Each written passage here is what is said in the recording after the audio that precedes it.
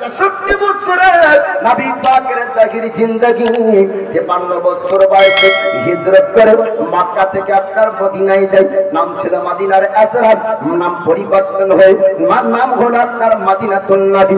মদিনাতুন নবী থেকে মুক্তাসার হয়ে নাম হলো আপনার মদিনা। মদিনাতে নবী যাবেন, পুরো মদিনাবাসীরা এলান করলেন সবাই আপনার আনন্দ করে। আর আপনার আবাদ গেল সলমান ফারসি করে। আল্লাহর নবী হাবিবুল্লাহ তিনি আপনার আসবেন সোনার মদিনাতে। এবার সালমান ফারসি আপনার গোলামের কাজ করতে করতে আমার দয়াল নবী মায়া নবীর নূরানি চেহারাকে দেখার জন্য আসছেন। জোরে বলুন সুবহানাল্লাহ। শুধু সালমান ফারসি না, মদিনার বাচ্চা বাচ্চারা পর্যন্ত আমার রাসূলুল্লাহর চেহারাকে দেখার জন্য আপনার ভিড় করেছিল।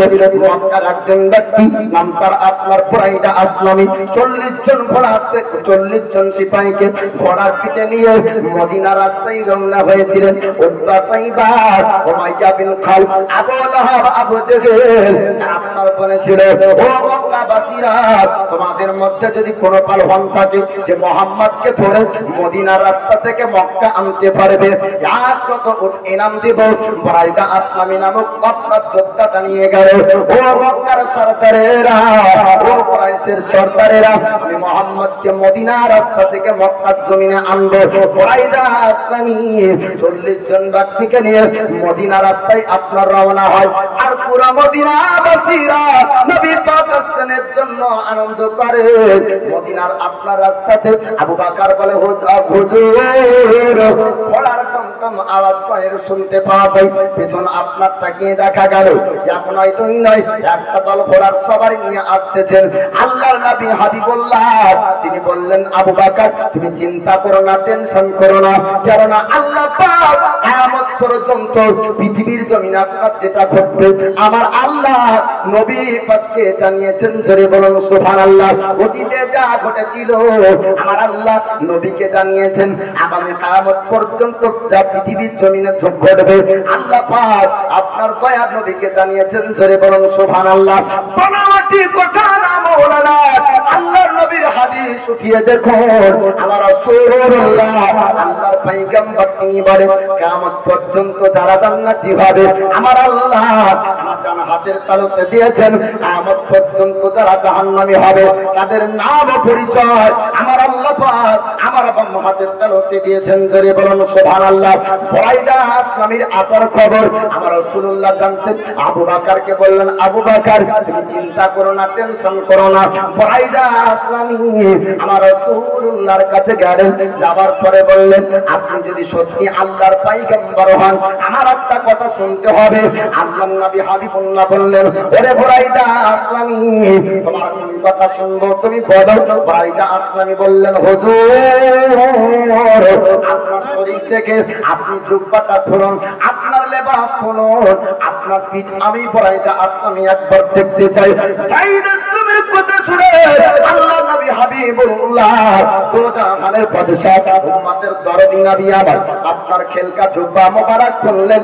বুরাইদা আসলামী যাওয়ার পরে বলে, সঙ্গে সঙ্গে পিঠে মোহরে নবুয়তের চিহ্ন দেখে চুম্বন দেয়। জোরে বলুন সুবহানাল্লাহ। বুরাইদা আসলামী বলেন, হুজুর আপনি মদিনায় কদম রাখবেন, তবে আপনাকে এমনি মদিনায় কদম রাখতে দেব না। ইয়া রাসূলুল্লাহ, ইয়া হাবিবাল্লাহ, নবী গো আপনি মদিনার রাস্তায় যাবেন, আপনার আগে আগে বুরাইদা আসলামী একটা ঝান্ডা উত্তোলন করে তাকবীর দিবে।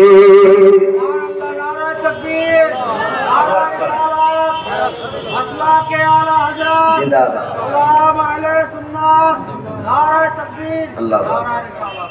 তো বুরাইদা আসলামী ৪০ জন ব্যক্তিকে নিয়ে ঈমান আনলেন নবীর উপর। ৪০ জন ব্যক্তি বললেন, হুজুর খালি বুরাইদা আসলামী ঈমান আনবে না, আপনার উপর আমরা ঈমান আনতে চাই। জোরে বলুন সুবহানাল্লাহ। মুসলমান হলো ৪০ জন মদিনার রাস্তায়। বুরাইদা আসলামী বলে, হুজুর আপনি মদিনায় কদম রাখবেন, আপনার আগে আমরা তাকবীর দিয়ে আপনাকে মদিনায় নিয়ে যাব।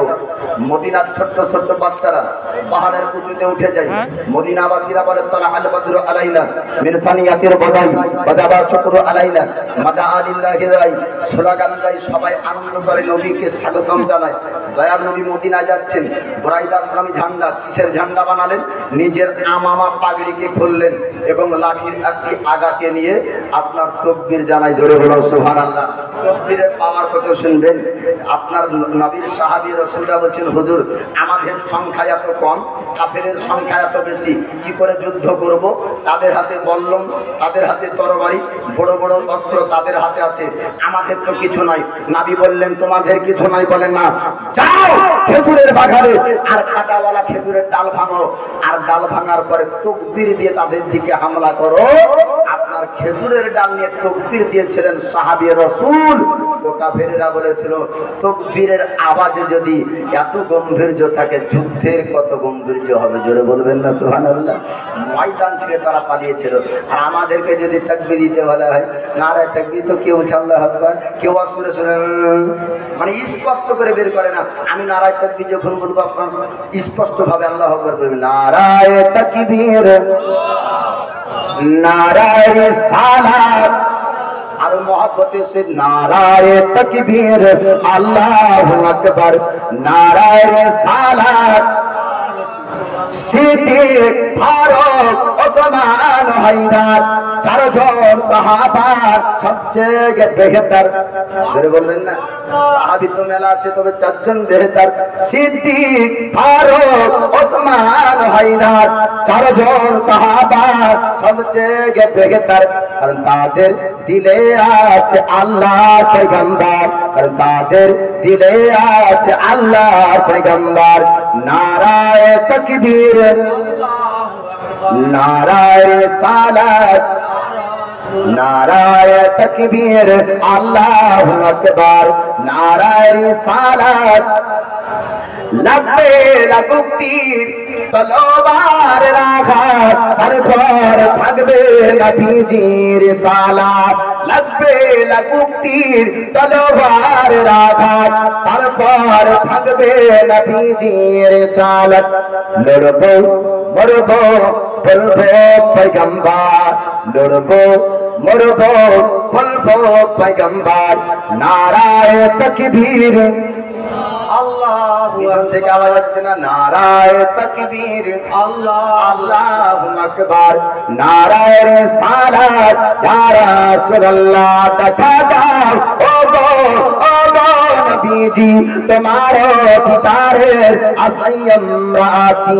দেখা দাও ও গো নবীজি, তোমার দিদারের আশায় আমরা আছি। দু চোখ জোরে, দু চোখ জোরে দেখিব পয়গম্বর। নারায়ে তাকবীর, আল্লাহু আকবার, নারায়ে তাকবীর, আল্লাহু আকবার, নারায়ে রিসালাত। ইয়া রাসূলুল্লাহ, দুশমনরা যতই দুশমনি করলো, দুশমনরা যতই দুশমনি করলো, ততবার আমাদের মুখে আসিল নারায়ে তাকবীর, আল্লাহু আকবার, নারায়ে রিসালাত। ইয়া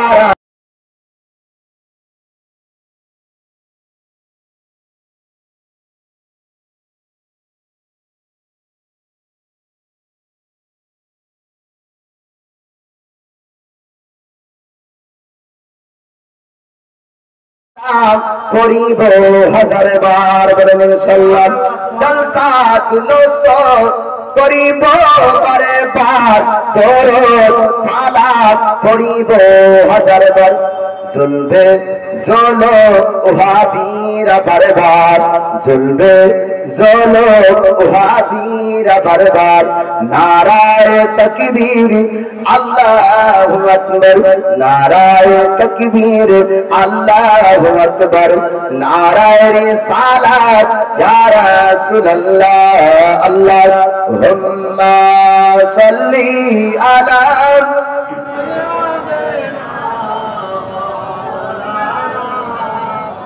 মুহাম্মাদ ওয়ালা আলি সাইয়্যিদিনা মাওলানা মুহাম্মাদ, সাল্লি আলা মুহাম্মাদিন।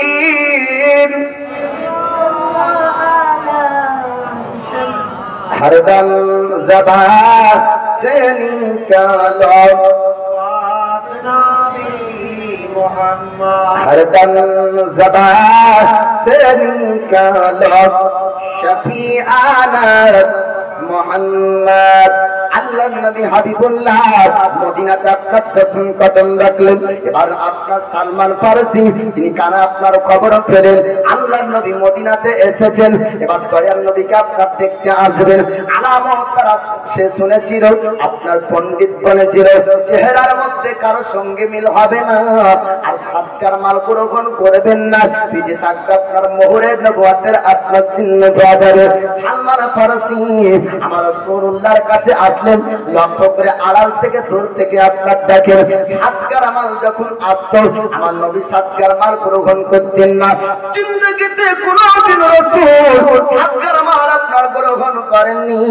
এটা আপনার দেখার পর সালমান ফারসি বললেন ইনি হচ্ছেন সেই পয়গম্বর।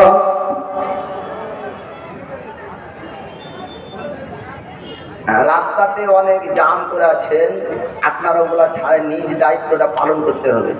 আমরা মুসলমান, আমরা সবসময় শান্তি চাইব।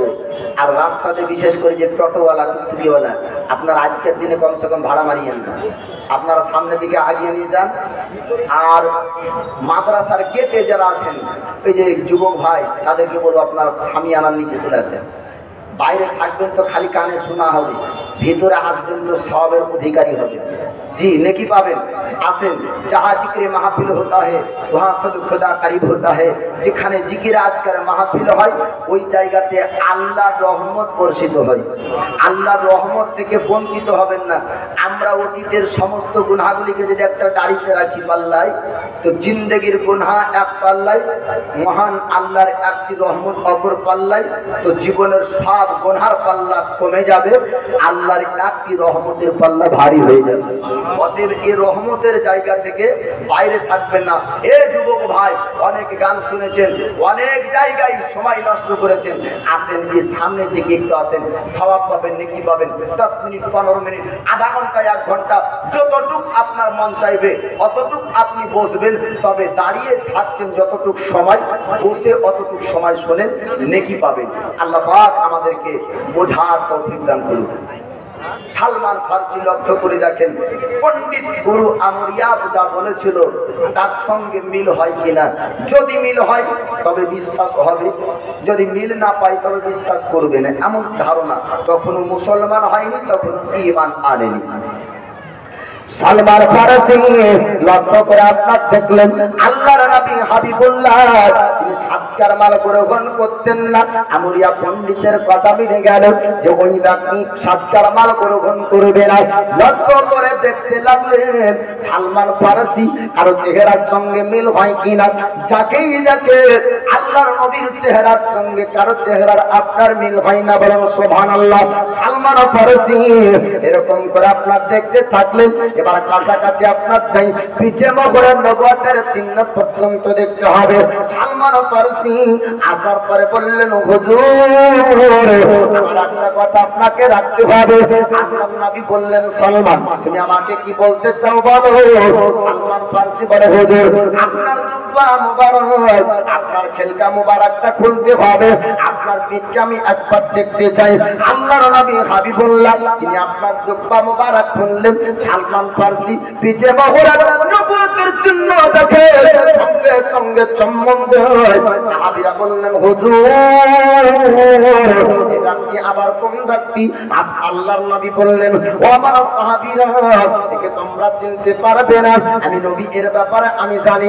বাড়ি তার ফারসি, নামটা সালমান ফারসি, সে জমিদারি ত্যাগ করে এসেছে। সালমান ফারসি বললেন হুজুর আমার বাপ দাদার জমিদারি ত্যাগ করলাম, আমি রাজপ্রাসাদকে ছেড়েছি, আমি ধর্মকে যাচাই করার জন্য, আমি সঠিক ধর্মের সন্ধান পাওয়ার জন্য, আমি সঠিক ধর্ম পালন করব, শিক্ষা বর্জন করে আমি ধর্মের ব্যাপারে শিক্ষা বর্জন করতে চাই। অনেক ধর্ম যাচাই করলাম, তবে কোন ধর্মকে আমি শ্রেষ্ঠ ধর্ম হিসাবে পাইনি। অবশেষে বুঝলাম ইসলাম ধর্ম হলো শ্রেষ্ঠ ধর্ম। জোরে বলুন সুবহানাল্লাহ। সালমান ফারসি বলেন হুজুর আমার চোখ দিয়ে পানি ঝরে যায়। আল্লাহর নবী বলেন ওগো সালমান, ইসলাম ধর্ম গ্রহণ করার পর মানুষ মুসলমান হওয়ার পর সবার মনে আনন্দ হয়, সবাই খুশি হয়, তবে তোমার মনে দুঃখ কেন? তোমার চোখ দিয়ে কেন পানি ঝরে? ইয়া রাসূলুল্লাহ, ইয়া হাবিবাল্লাহ, আমার মনেও তো খুশি হওয়া দরকার, তবে আমার চোখ দিয়ে পানি ঝরে কারণ আমি একজন নিরুপায় ব্যক্তি। সালমান ফারসি বললেন হুজুর আমার বাগদাদের রাজপ্রাসাদকে ত্যাগ করলাম, আমি যখন মদিনায় পৌঁছালাম আমার ভাষা হলো ফারসি ভাষা, মদিনার ভাষা হলো আরবি, মদিনাবাসীদের আমি কথা বুঝতে পারতাম না, তাই একজন সর্দার আমাকে গোলাম বানিয়ে নিল, গোলামের কাজ করায় আমি খেজুরের বাগানে গোলামের কাজ করি। আজকে আপনাকে পাওয়ার পরে আপনার কাছে সময় দিতে পারবো না। ইয়া রাসূলুল্লাহ, ইয়া হাবিবাল্লাহ, ওগো আল্লাহর নবী, আমি আপনার কাছে জীবন কাটাতে চাই, আপনার কাছে রাত দিন আমি সালমান অতিবাহিত করতে চাই। আল্লাহর নবী হাবিবুল্লাহ তিনি আপনার বললেন সালমান জিজ্ঞেস করো তোমার মালিককে, তোমার সরকারকে বলো তোমাকে আজাদ করার জন্য বিনিময়ে সে কত টাকা পেতে চাই, কি পেতে চাই, এটা তুমি তাকে জিজ্ঞেস করবে।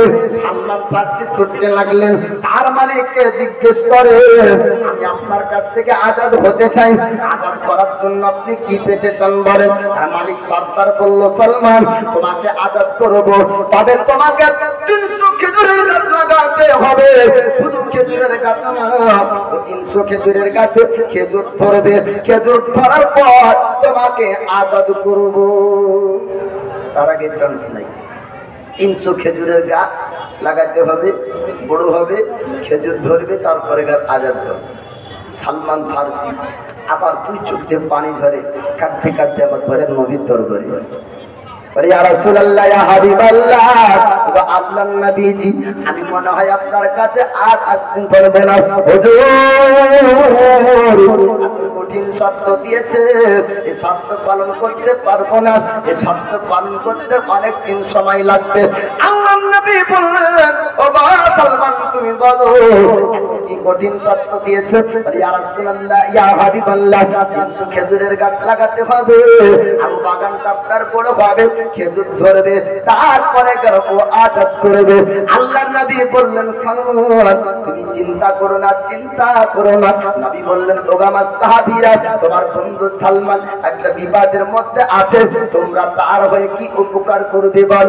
সাহাবীরা বলে হুজুর আপনি চিন্তা করবেন না, টেনশন করবেন না, আমরা সালমানের পক্ষ থেকে 300 খেজুরের গাছ আমরা সাহাবী বন্ধু লাগিয়ে দিব।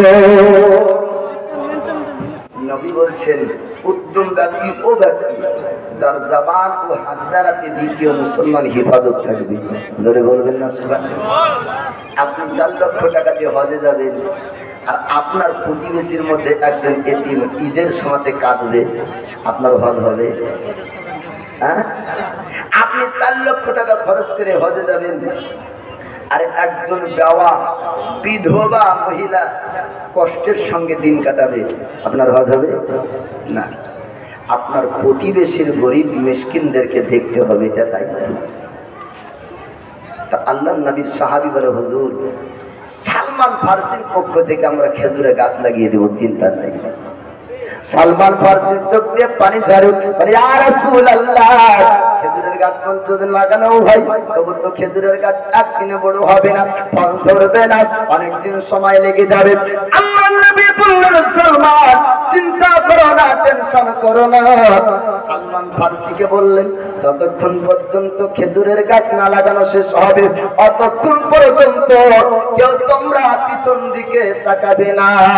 বলো সালমান ফারসি সে কথা শুনলেন, সাহাবীরা চললেন খেজুরে গাছ লাগাতে, কেউ 10টা, কেউ 15টা, কেউ 20টা, কেউ 25টা করে 300 খেজুরে গাছ লাগালেন। আল্লাহর নবী হাবিবুল্লাহ উম্মতের দরদি নবীকে আল্লাহ পাক এত শক্তি পাওয়ার দান করেছেন, এত আপনার ক্ষমতা দান করেছেন।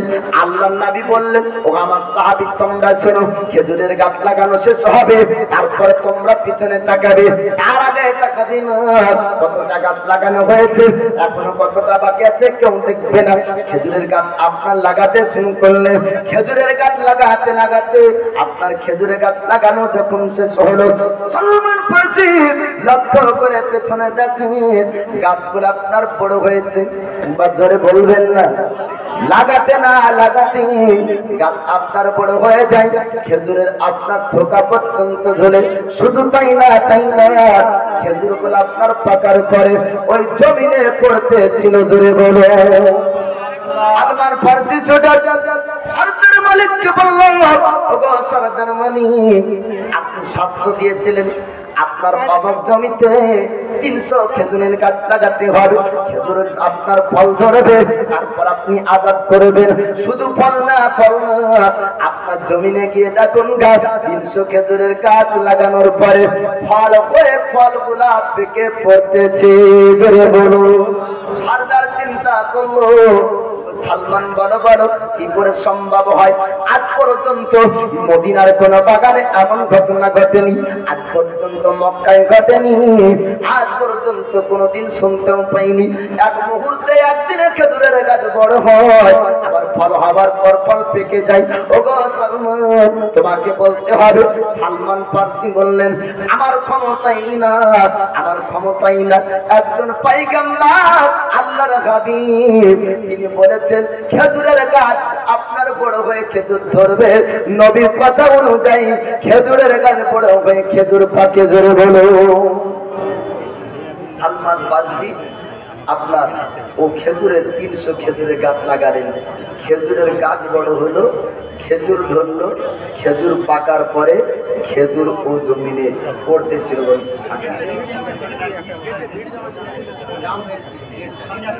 যারা গেটে আছেন একটু সামনের দিকে চলে আসেন, একটু সামনে জায়গা আছেন, এত আপনারা আছেন না হলে আমি একটু পর আপনার কাছে যাবো। কিছু ভাই আছেন, আর একটু সামনে ফাঁকার দিকে চলে আসেন। বাগানে এগুলো সব ফুল বসে আছে, নবীর আশিক ফুল, জোরে বলেন সুবহানাল্লাহ। ফুল বাগানে ফুল ফুটেছে, क्या कदक भी आए छोटे, জোরে বলেন সুবহানাল্লাহ। এলাকাবাসীরা নবীর আপনার ফুলের বাগান মাদ্রাসা বানিয়েছেন, আর সেই বাগানের ফুল ফুটেছে, আর দেখতে পাবেন বাবা, আজ পাগড়ি পাবেন না, রাস্তা দিয়ে হবে না। সুবহানাল্লাহ। এই দেখেন দুটো হাতে দুটো দাড়ি, তাই না? ফুলের বাগানে ফুল ফুটেছে, क्या कदक भी आए छोटे, क्या कदक भी आए छोटे, फूल बागान फूल फुटेছে, क्या कदक भी आए छोटे, और छोटी बड़ মাদ্রাসাতে আজ আল্লাহ রহমত ঝরতেছে। সুবহানাল্লাহ। ছোটি বড় মাদ্রাসা না? জি, ছোটি বড় মাদ্রাসায় আল্লাহর রহমত আজ ঝরছে। আর বদনসিব যাদের নসিবে আপনার চাই না আল্লাহর রহমত, তারা বাইরে ঘোরাঘুরি করবে, জিলাপি কিনবে, আজকে খেলনা কিনবে। আর খুশ নসিব তারা যারা আল্লাহর রহমতের জায়গাতে আসবে, জোরে বলুন সুবহানাল্লাহ। ছোটি বড় গ্রামে এতে আজ আল্লাহর রহমত ঝরতেছে, ফুল বাগানে ফুল ফুটেছে, কে কদক भी आए छोटे, কে কদক भी आए छोटे, আরব দেশে ফরাস বংশে নূর নবী জির জন্ম হয়, নূর নবী জির জন্ম হয়, আরব দেশে ফরাস বংশে নূর নবী জির জন্ম হয়, নূর নবী জির জন্ম হয়। আর খবর পেয়ে গাই হালিমা, খবর পেয়ে গাই হালিমা ছুটে নবীর ঘরে যায়, ফুল বাগানে ফুল ফুটেছে, কে কদক भी आए छोटे, কে কদক भी आए छोटे।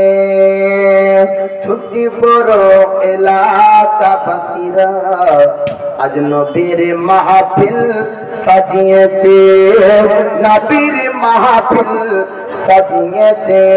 আর যারা যারা বসে আর যারা যারা আছে বসে সবাই নবীজির দেওয়ানা। ছেড়ে বলবেন না সুবহানাল্লাহ। আপনার নবী দেওয়ানা না? হয়তো ভুল কাজ করলাম, ঠিক না? নবী দেওয়ানা বসে আছে। আপনারা তো সবাই নবী দিওয়ানা।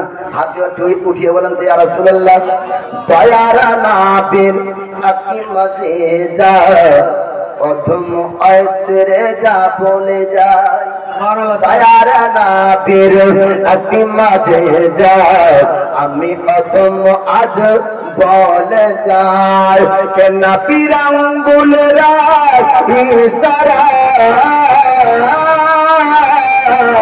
নাপির আঙ্গুলের ইশারায় আসমানের চাঁদ ফেটে যায়। ফুল বাগানে ফুল ফুটেছে কে কে দেখবি আয় ছুটে, কে কে দেখবি আয় ছুটে। 5 মিনিট বলবো, আজ তো ভালো করে বলবো বা ভক্তি সহকারে। একটু ইয়াদ করে নবীর নামে নাম আপনার এই সালাম পড়িয়ে দেন আর পিছনকার ভাই আগে চলেছেন। আসসালামু আলাইকুম। যাচাই করার পরে অবশেষে তিনি বুঝলেন যে ইসলাম ধর্ম শ্রেষ্ঠ ধর্ম। একবার জোরে বলবেন না সুবহানাল্লাহ। ইসলাম ধর্ম শ্রেষ্ঠ ধর্ম।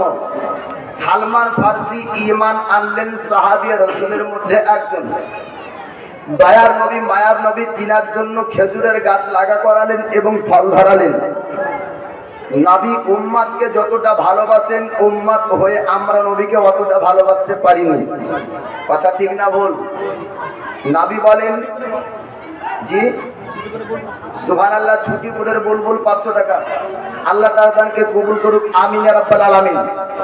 নবীকে ভালোবাসতে হবে বাপ মা ধন সম্পদ সন্তান সন্ততির থেকে বেশি, তবে পূর্ণ মুমিন। এটি হাদিস শরীফের মধ্যে আছে। তো আমরা অতটা ভালোবাসতে পারিনি নবী যতটা আমাদেরকে ভালোবাসেন। নবী আমাদেরকে কেমন ভালোবাসেন?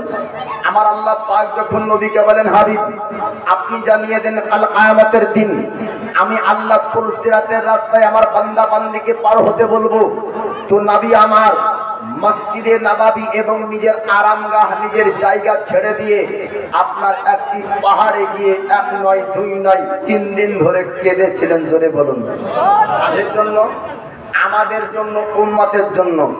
আল্লাহ নবী হাবিবুল্লাহ আল্লাহর পয়গম্বর আল্লাহ পাক যখন বললেন হাবিব আপনি জানিয়ে দেন কাল কিয়ামতের দিন সিরাতে পার হতে হবে।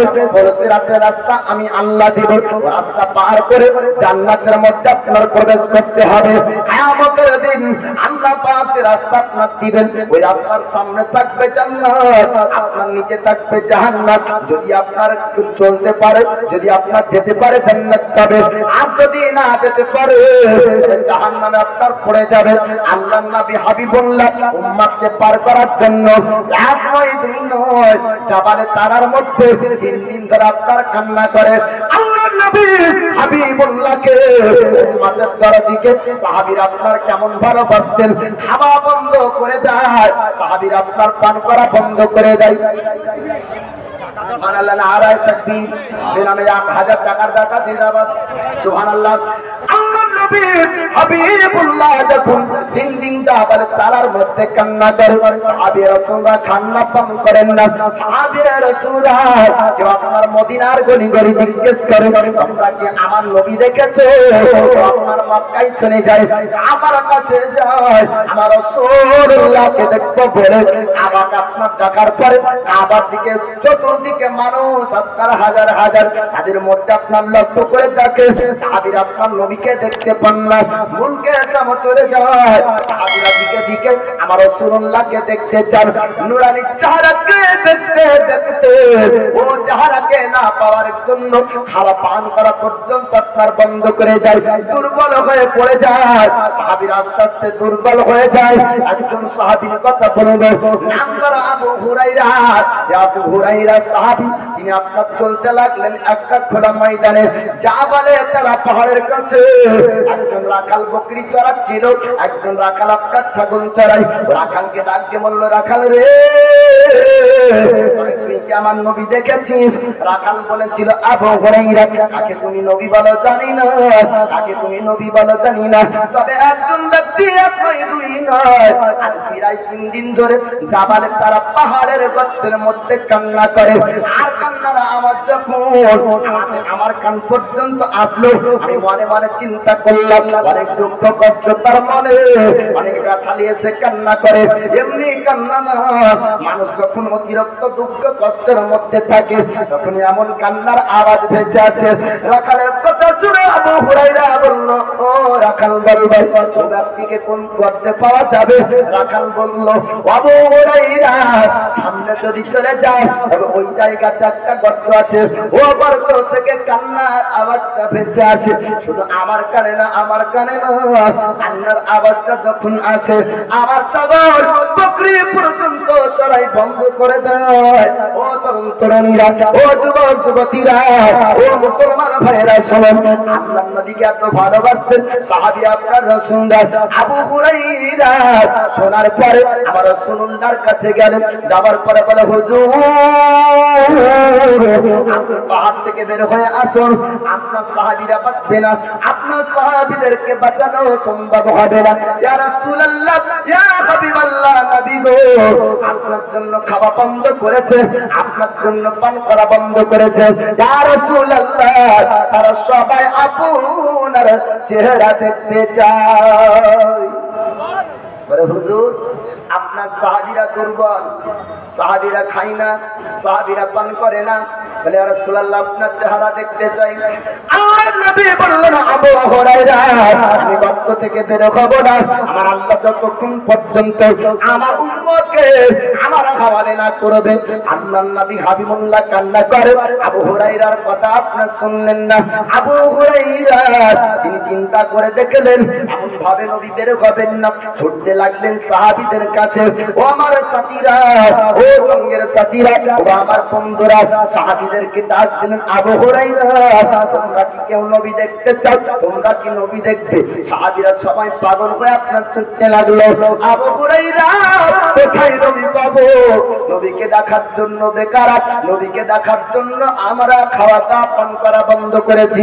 আবু হুরায়রা তিনি বললেন, জাবালে তালার গর্তের মধ্যে আমার রাসূল আমাদের জন্য কান্না করে, উম্মাত উম্মাত করে আমার নবী কান্না করে, এমন কান্না করে যে আবার ভেসে আসলে জঙ্গলের পশুরা পর্যন্ত চড়াই বন্ধ করে দেয়। সাহাবীরা ছুটতে লাগলেন মরুভূমির বাড়িতে। আপনার খালি পায়ে ছুটতে শুরু করলেন, যে মরুভূমির বাড়িতে উটের সবারই ছাড়া চলা আপনার সম্ভব হয় না। সাহাবীরা আপনার চলতে শুরু করলেন, একবার আপনার ফুসকা পড়ে যায়, রক্ত প্রবাহিত হয়। পাহাড়ের উঁচুতে আপনার চড়তে চড়তে চললেন। আমার রাসূলুল্লাহ নূরানী চেহারাকে দেখবো বলে জোরে বলো আল্লাহ নবী হাবিবুল্লাহ আল্লাহর কাছে আপনার দোয়া করেন, মাবুদ আমার উম্মতকে আমার হাওয়ালে করে দাও। আমি নবী আল কিয়ামতের দিন নিজ হাতে ফেরেশতাদের পার করাতে চাই। আমার আল্লাহর কাছে আমার নবী চাইছেন। আবার আপনার সাহাবী রাসূলরা বলে, হুজুর আপনি বের হয়ে আসুন, আপনার জন্য আপনার সাহাবীরা মারা যাবে। নবী বললেন, ও বাবা সাহাবী তোমরা দাঁড়িয়ে যাও, আমি খালি তোমাদের জন্য কিয়ামত পর্যন্ত যত আমার উম্মত আসবে আমি সবার জন্য নবী আল্লাহর কাছে দোয়া চাই। পুলসিরাতের জন্য আমার নবী আল্লাহর কাছে জানাল্লাহ, ও পুলসিরাত আমার উম্মত পার হতে পারবে না, আমি নবী আমার উম্মতকে পুলসিরাত পার করাবো। আল্লাহ পাক আল্লাহ তাআলার কাছে দোয়া করেন। সাহাবীরা বলে, হুজুর আপনি বের হয়ে আসেন। সাহাবীর কথা শুনলেন না, সাহাবীরা আপনার মাশওয়ারা করলেন, সাহাবীরা আলোচনা করলেন, আমার নবীকে যদি বের করতে হয় জান্নাতের মনি ফাতিমা তাকে ডাক দিতে হবে। ফাতিমার কথাই নবী বের হবেন, কেন না নবীজি ফাতিমাকে অত্যন্ত আপনার বেশি ভালোবাসতেন।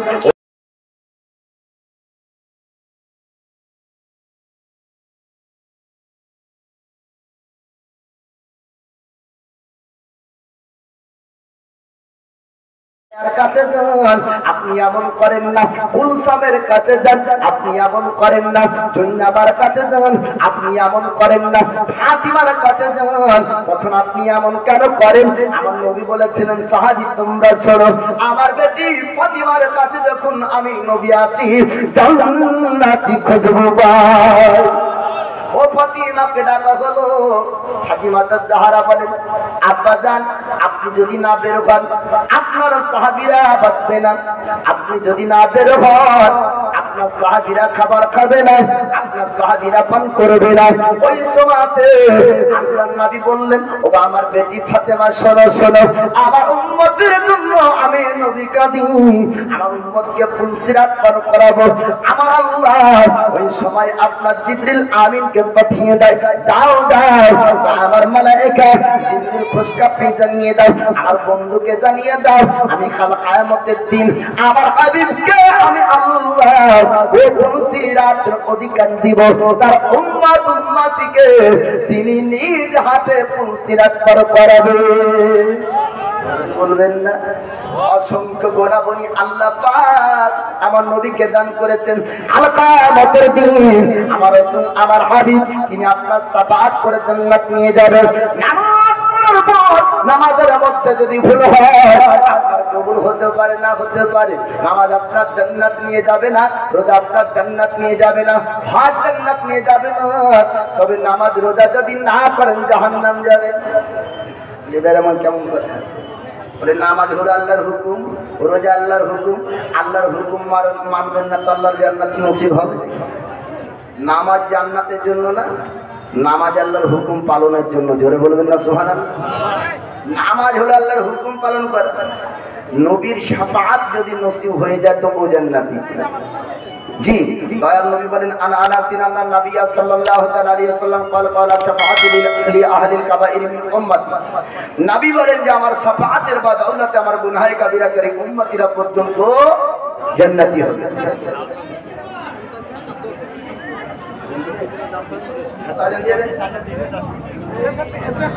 তো যাই হোক, শুধু একটা কথা বলি, দয়ার নবী মায়ার নবী কাল কিয়ামতের দিন সুপারিশ করে শাফাআত করে উম্মতদেরকে জান্নাত নিয়ে যাবে। জোরে বলুন সুবহানাল্লাহ।